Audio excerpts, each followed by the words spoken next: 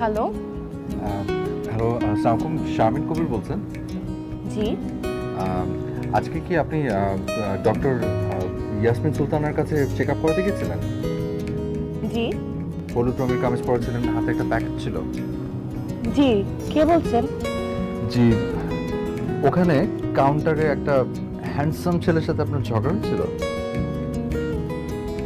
Hello? যক্ষা রোগী, কাশির সঙ্গে রক্ত বের হচ্ছিল। না, ক্যান্সারের রোগী, কদিন পর মরে যাবেন। আপনি তো সেই প্রেগন্যান্ট মহিলা, তাই না? জি তাই, ঘরে আরো 3টা আছে। খালি 3টা? ও, আমি তো ভেবেছিলাম আরো আছে। আমি বিড়াল না, মানুষ। জি বলেন, কেন ফোন করেছেন? বোনের কাছ থেকে ফোন নাম্বার নিয়ে ক্ষমতার অপব্যবহার করে। না, সে কিছু জানে না। আমি এমনি ফোন করলাম, ভাবলাম যে একদিন তো মরেই যাব, তো এক কাপ কফি খেয়ে না হয় মরি। গুলশান, ধানমন্ডি, উত্তরা, বনানী, কোথাও।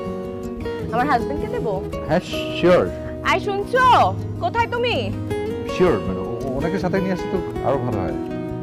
আই কোথায় গেলে তুমি? উনি কি টয়লেটে? না না, এই তো দিচ্ছি, একটু ওয়েট করুন। ফোন কাটবেন না কিন্তু, ওয়েট করেন।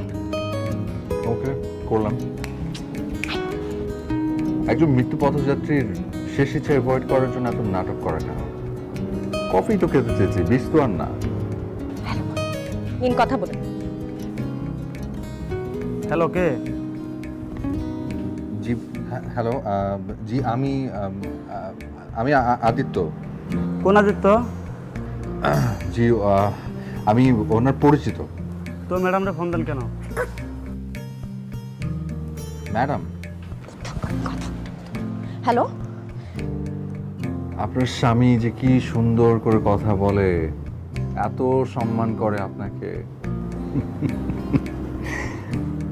এখন থেকে রোজ বিকাল 5টায় আমি উত্তরার ক্রিমসন ক্যাফে, ওটার নিচে অপেক্ষা করব। আমি আসবো না। ওকে, সেটা আপনার ইচ্ছা, কিন্তু আমি থাকবো। আপনার থাকতে ইচ্ছা করলে আপনি থাকবেন, আমি কি আপনাকে আটকাতে পারবো নাকি? ওকে। ওকে। ওকে।